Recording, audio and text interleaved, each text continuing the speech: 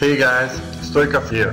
In this video I'm gonna show you how easy it is to create and stream a new YouTube live event. Let me open the software. The first thing that you will see is that the interface is very easy to use. So let me show you how we can create a new event.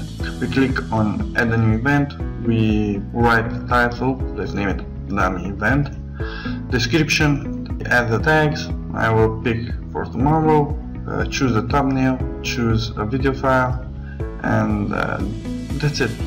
Now all we have to do is click on update and post the new event on YouTube. Let's check out the event.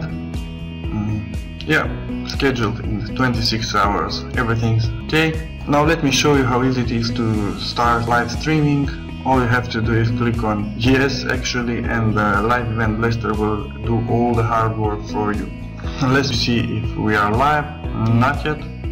Oh, okay, we are live. Live event blaster started to stream our local video file. That's how easy it is to create and stream a new YouTube live event using our new software.